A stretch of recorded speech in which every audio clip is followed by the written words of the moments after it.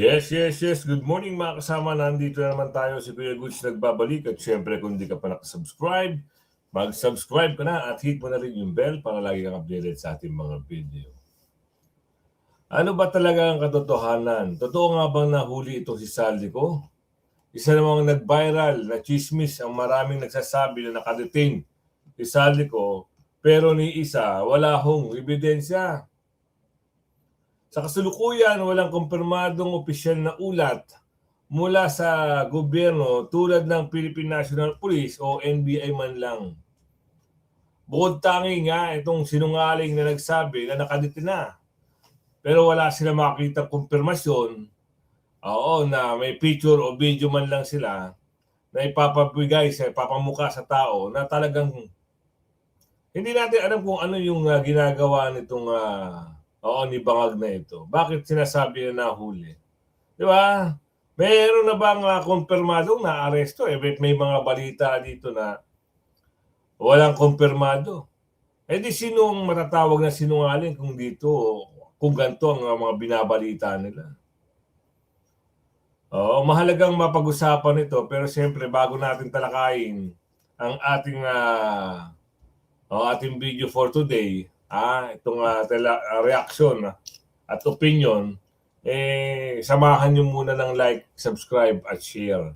Kung gusto nyo sumali sa ating talakayan, andyan lang po yung join button at palawakin ng ating komunidad, pindutin nyo lang po yan.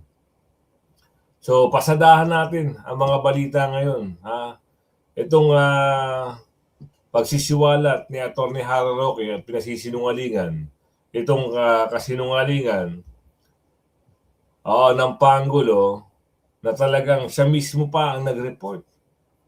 Bakit hindi nyo iharap at kumuha kayo ng video diyan sa Czech Republic na talaga namang si Saldico ay nakadetain. Pero malabo sa pusit itong mga binabalita nila. Ano bang motibo nitong mga ito? Paguluhin at iligaw ang taong bayan dito sa issue ng flood control. Nako po, kung yan ang mga basihan at yan ang mga pananaw nyo, hindi makakalimutan ng taong bayan itong flood control na ito. Para sa ating kaalaman, Atty. Harry Roque, matapang na sinabi na si Saldico ay hindi nahuli. After nung magbanggit po ni President Bongbong Marcos Jr. na nahuli na raw itong si dating Congressman Saldico, meron din po kayong post. Pakipaliwanag po ano po talaga. Nasaan po kaya si dating Congressman Saldico? Siya ba'y nasa kamay ng batas, kamay ng otoridad sa kasalukuyan dyan sa Czech Republic? Sige na nga po, dahil ito namang SMNI ay aking istasyon din. Yo. Ang kumpirmasyon po na hindi siya nakakulong ay nanggaling mismo kay Saldico. So kauna-una ng pagkakataon, yan po ay galing mismo kay Saldico. Hindi po Ito na, nagkita na pala ito nagkita ba kayo, attorney, o nagkatawagan? Mismo si Saldico nag-confirm na hindi siya nakadetine. Bakit pinagkangalandakan ng Pangulo ay nadetine?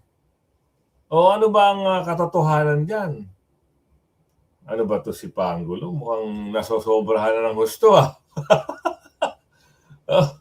Ikaw pa naman mag-imbento ka ng kwento. Tapos ito, haharap sa media, itong si Atty. Harry Roque at pasisinungalingan yung sinabi.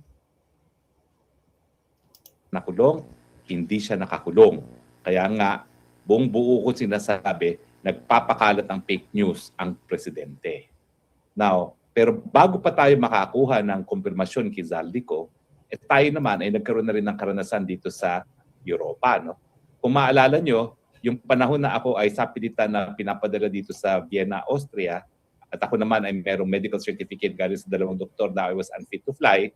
Tinanong ako ng piloto ng eroplano kung gusto ko ba lumipad. Sabi ko hindi dahil sa sinabi ng doktor ko.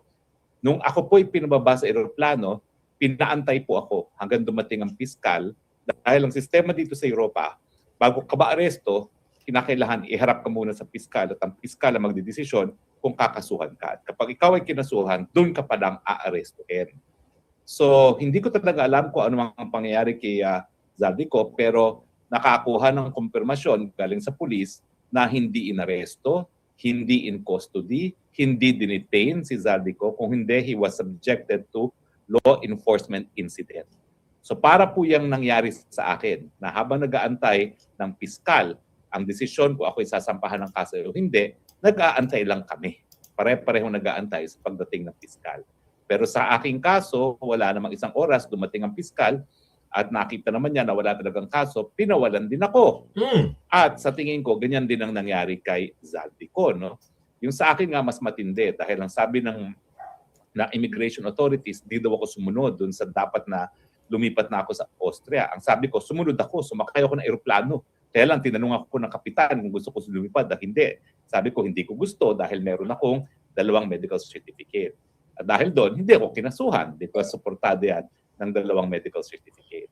So, ang aking basihan kung bakit ko sinasabing fake news, impormasyon na galing mismo kay Zaldico at yung aking personal na karanasan at yung aking sariling pagtatatawag sa pulis, sa Prague, sa Brno, kung nasaan si Zaldico. At syempre, kasama ko rin dyan yung vlogger na si Maharlika na siya naman nagbigay sa akin ng mga possible places kung saan nakadetina si Zaldico. At lumabas nga na merong pagtatanong na nangyari pero wala pong in custody, walang detention, walang arrest.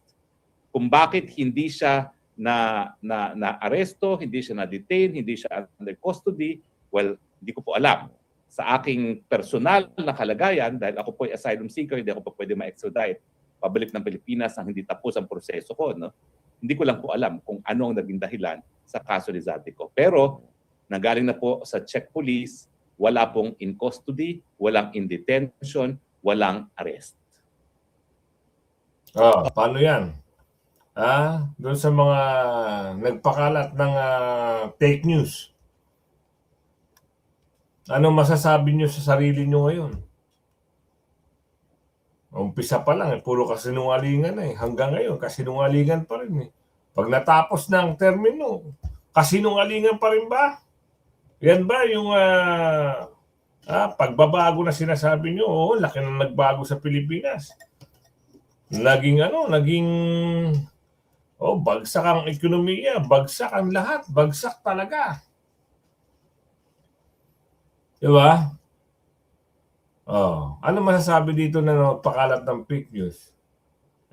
Panggulo pa naman siya. Iba talaga, nagagawa ng kasinungalingan, napapaniwalaan niyo yung mga taong bayan. Pero hindi ka panipaniwala yung mga sinasabi niyo. Para maniwala pa tayo, interview niya kasi nabanggit si Ate Maharlika at si Maharlika din ang nagbigay sa kanya ng impormasyon patungkol dito kung nasaan nga itong si Zaldico. Alamin natin. Magandang araw mula dito sa California papunta dyan sa Vienna, Austria. Kasama ko ang aking partner sa Bangag-Bangag. Hello, partner! Nako, usaping bangag na naman tayo ngayong araw at mukhang nasobrahan ng singhot at kung ano-ano ang sinasabi sa buong daigdig ng most famous bangag of the Philippines. And of course, may bago na siyang may bago na siyang brand. 'Di ba? Father of fake news. Father of fake news. Kaya naman fake news yung kanyang tagasalita kasi nga yung kanyang principal fake news purveyor din, no? So syempre pareho silang gumugulong-gulong sa fake news. Well, simulan natin, partner. Baka naman sabihin nila tayo ay kritiko lang kaya sinasabi natin fake news itong Marcos Bangag, no? Ano ba talaga ang sinabi niya tungkol kay Zaldico? Sige nga, partner, ipakita mo sa buong mundo anong sinabi niya. Teka, bago ko ipakita yan, hindi mo ba napapansin yung hair ko? Sige na nga, sabi ko naman, ako, hindi mo rin napapansin ang hair ko. Akala mo, ikaw lang may hair.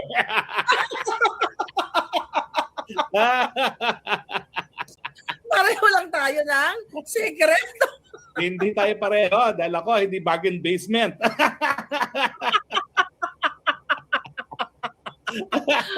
Ikaw, akala mo, hindi ko alam, bumili ka ng 30.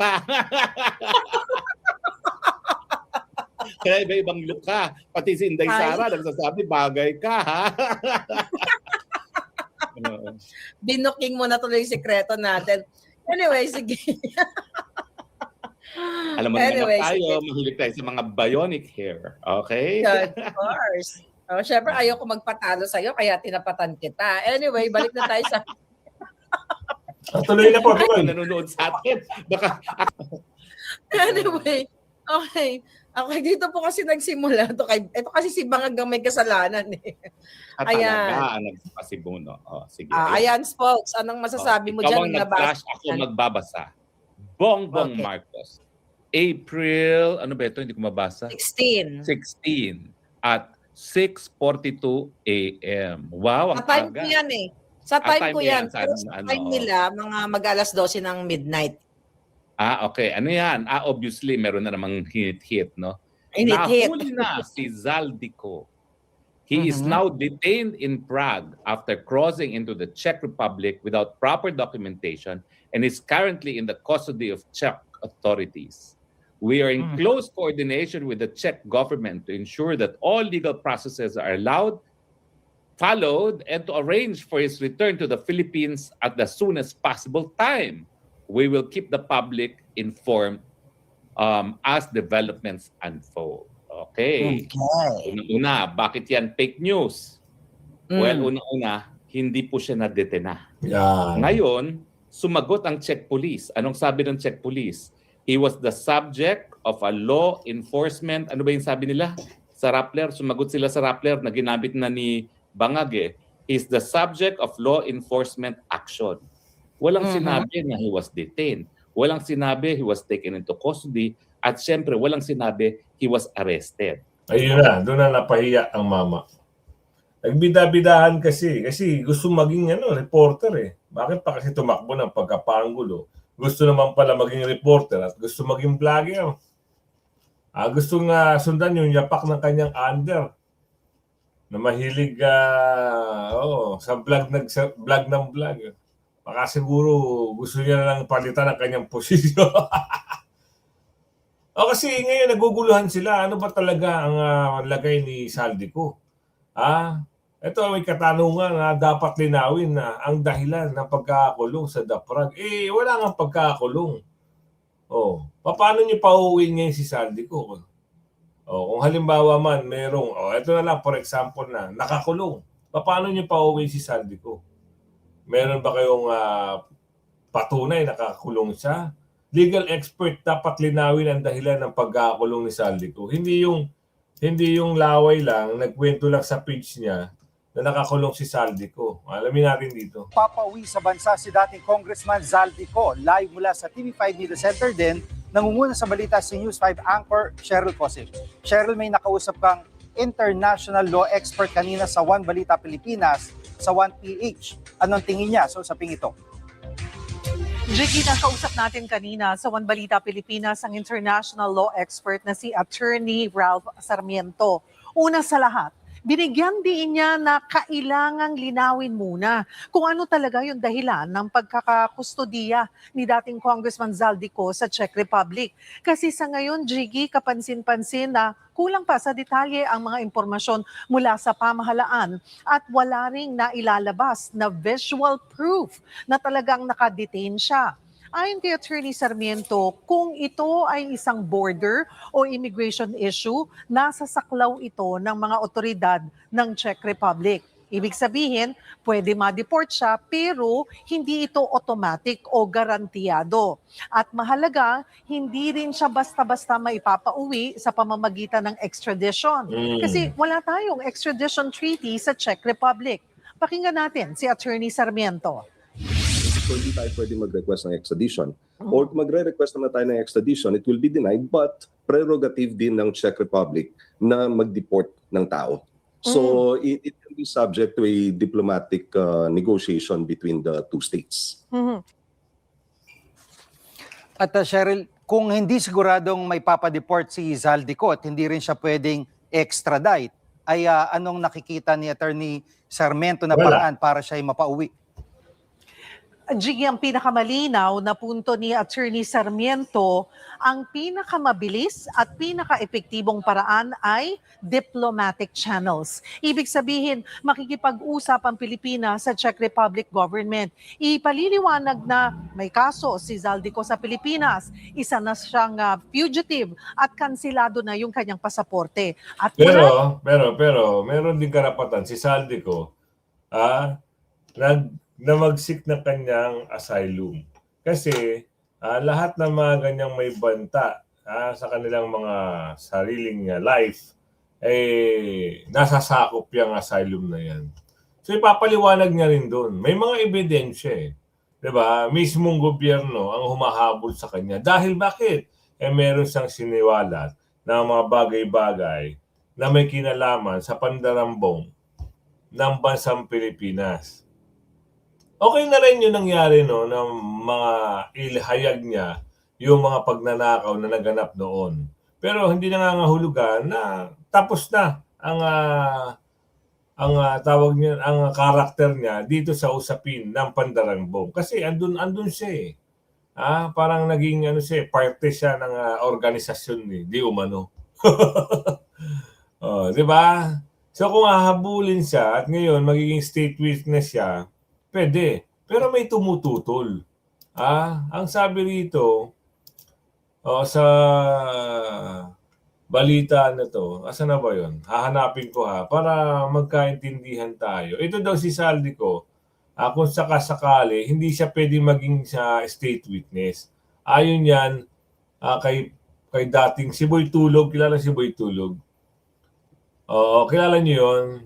Naniniwala si dating Senate President Franklin Drilon na disqualified na si dating Congressman Zaldico sa pagiging state witness. Ipasok nga natin yan. Pag-usapan din natin yan. Bakit nangialam na naman to si Boy Tulog? Bakit hindi siya pwede maging state witness?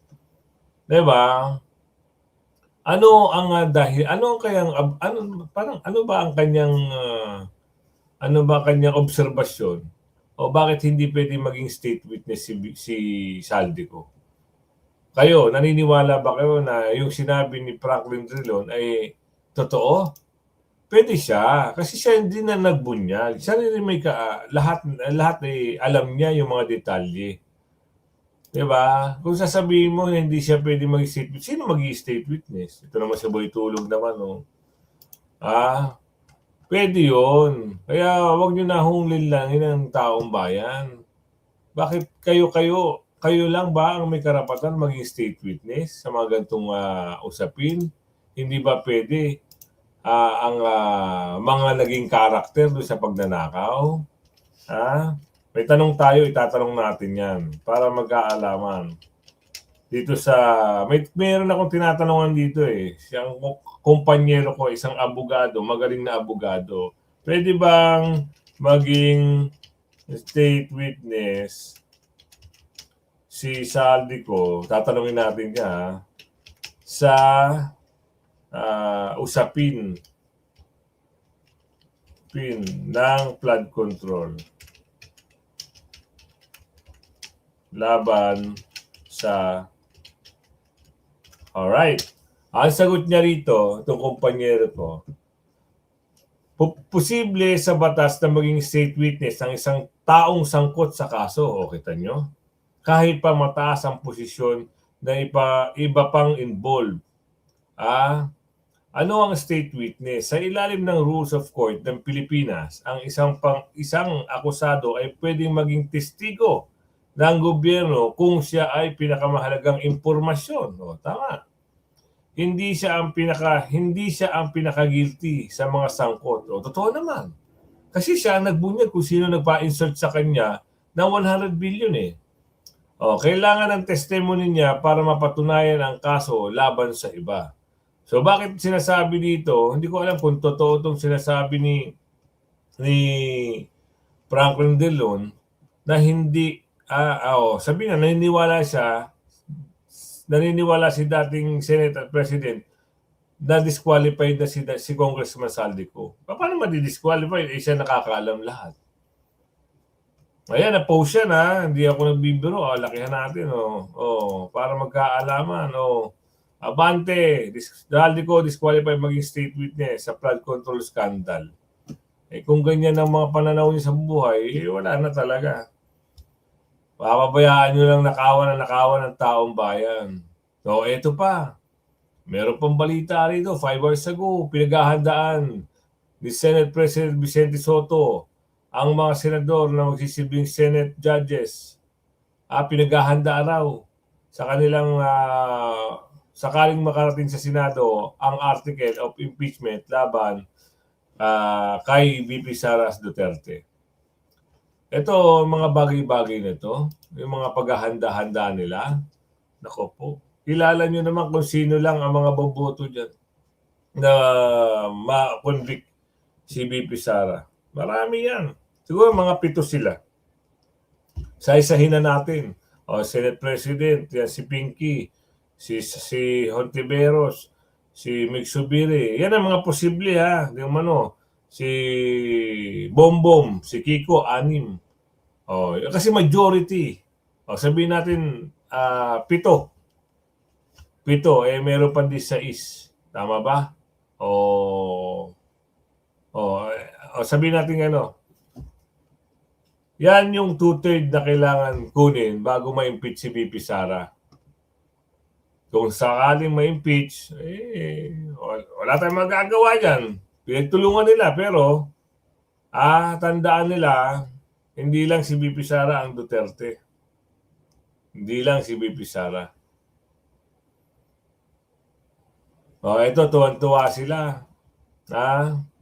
Meron dito, kakatuwaan na naman sila. May bagong kotse ka ba?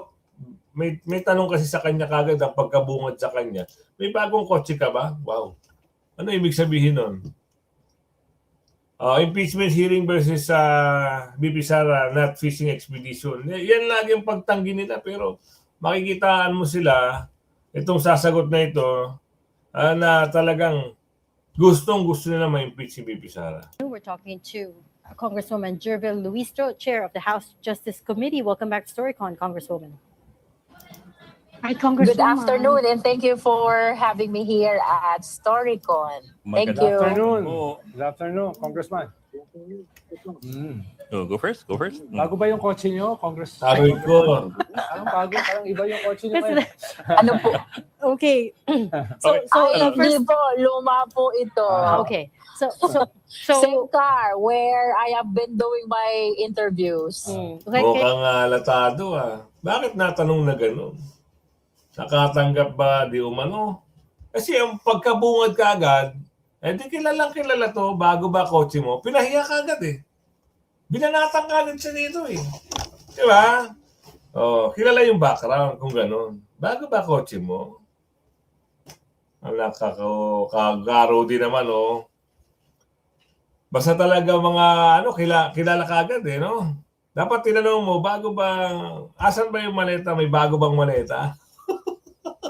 Kaya nga, napansin namin. Congresswoman, a few of your colleagues have already spoken out saying that Tuwan-tuwa si Lamas, binanatan niya kaagad there is enough, probable cause has been established to impeach the Vice President. Do you agree? Well, I do not want to preempt the decision of the justice members, no? Please understand that we are the chairperson, the presiding officer, no? And also, another significant thing is hindi pa natin nalatag yung evidence with respect to the second and the third offense. Correct. The second will be the unexplained wealth and the non-disclosure in the SALN. And then the third will be the threat. So I think it is important for the justice members to see first whether the evidence, including the allegations in the complaint, are sufficient for them to say that probable cause exists. Congressman, are you at liberty to tell us sino ba yung mga magiging guest nyo sa Wednesday?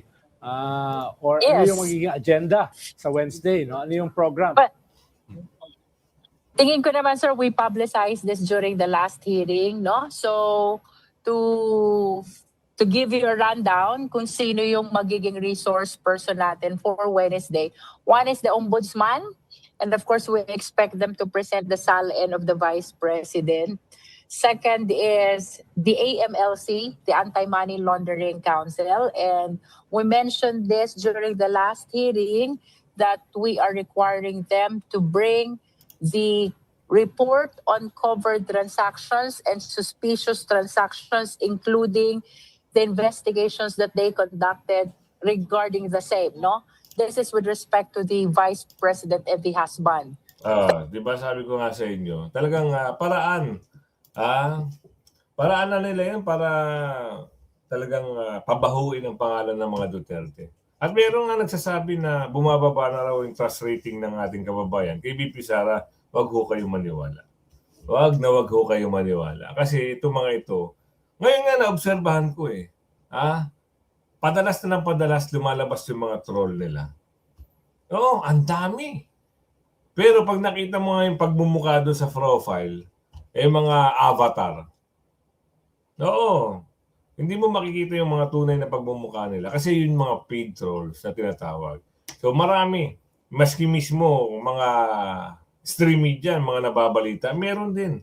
Meron ako napanood, talagang galit sila kay VP Sara at sa mga Duterte. Dahil daw, pro-China raw. Wala kayong pakialam kung pro-China o anti-China ang mga Duterte. Ang usapin dito, kayo nga yung mga ungas kayo dahil bayaran kayo ng mga di ba, nabalita kayo na binabayaran din kayo ng mga mali-malita. Ang usapin dito, yung mali-malitang issue. Bakit doon kayo nakatutok sa maliit at kakapirasong 125 million pero bilyones ang mga pinagnanakaw nyo mga hinap? Di ba? Nakakaawa ang mga taong nalilinlang na mga gunggong na ito. Ang daming yung balita. Oo. Hindi na ho nako-cover dahil dito sila nagkakapera. Di umano, sabi ni Aling Ledesma, sa pagtutok sa impeachment ni VP Sara. Aray mo. Yun ang katotohanan diyan. Di ba? Kahit nagsalita na yung mga galing na fishing expedition lang yung ginagawa nila kay VP Sara, wala silang pakialam basta makabira sila sa mga Duterte. At yung pagpapakalat ng Kuya Goods, itong naman, meron namang issue Papakalat na naman sila ng kung ano-ano. Na 25 million binigay ni Tatay Digong para bumili ka ng motor. O sige, pag-usapan natin yan ngayon. Ikaw, Madriaga, bibili ka ng motor. Ako kung si Tatay Digong ako, bibili ako ng motor, ipapangalan mo. Sa'yo? Di saan malaking kagunggungan yan. Tsaka yung pinagmamalaki mo, may inutos sa'yo, at yan ang motor pinangalan mo sa'yo, hindi ho pwede yun, wala hong ganun. Bibili ka ng motor, sasabihin mo, binigyan ka ng 25 million para bumili ng motor at gamitin ni VP Sara. Sasabihin mo, ang binili mo ay Ducati at sa Harley Davidson. Tapos ang ginagamit ni VP Sara ay XSR 900, Yamaha. Anak ka ng bugi, puros ka kasinungalingan. Di ba? Yan yung mga nagsusubo ng script. Yan ho yung mga sobrang takot na pagdating ng panahon. Ang dami nila. Iba't ibang congressman ho. May mga taga-norte, may mga taga-south, may mga tawid dagat. Meron pa mga nagtatalo na lumalabas na naman. Alam niyo yun, dahil sa takot silang mabalikan, kumakampi-kampi na sa mga magnanakaw. Dati ang dilawan, galit siya sa kulay pula. Tama? Ngayon, hindi na. Ang dilangaw ngayon, himod na ngayon sa kulay pula. Yung pink langaw na nagpapakalat daw na malakas ang kanilang pambato, saan banda? Meron na naman dito, showbiz bus. Pakita natin. Meron naman silang banat dito na si Saldi ko daw ay hindi pwede maging state witness din. Bakit ba pinapangunahan nyo? Ayan Laki natin para magkaalaman. Panelo, Lacson, malabong maging, Panfilo Lacson, malabong maging state witness si Saldi ko sa issue ng umano'y anomalya sa flood control. Ayon kay Panfilo Lacson, maliit umano ang chance maging state witness. ni dating ako Bicol Party List sa usapin na sinasabing anomalya sa flood control. Dahil tila hindi niya natutugunan ng may higpit na restricto para rekisito para rito. Paliwanag ng senador, may palatandaan na si Ko ay hindi lamang basta nadawit, kundi posibleng may direktang papel sa pagbuo o pagpasok ng ikalawang questionableng proyekto. Eh bakit doon kayo nakatuon? Sino ba nag-booking ng mga issue na yan? Di ba siya? Eh bakit parang pipigilan nyo? Eh, kaya naman pala walang investigation sa Blue Ribbon. Eh dahil kayo rin pala ang ayaw. Hindi tayo nag-imbento Hindi tayo nag-imbento ng kwento. Eh ayon yan sa ayon yan siya dito sa showbus. Kaya kayo, alam nyo na kung ano yung mga direktiba nito mga to. Sunod-sunudan ito sa kanilang mga amo. Meron ka na bang napanood na pinag-utos ng mga ito na interviewin o imbestigahan si Balulong? Wala pa. Di ba? Saklap, di ba? Kaya kung umabot ka sa video natin ito, huwag mo kalimutan mag-like, share, subscribe. Diyan ang ating lambing. At kung hindi nyo napanood yung mga previous video at nakaligtaan nyo, panoorin nyo na lang po. So ito, shoutout muna natin itong ating mga masugid na tagapanood.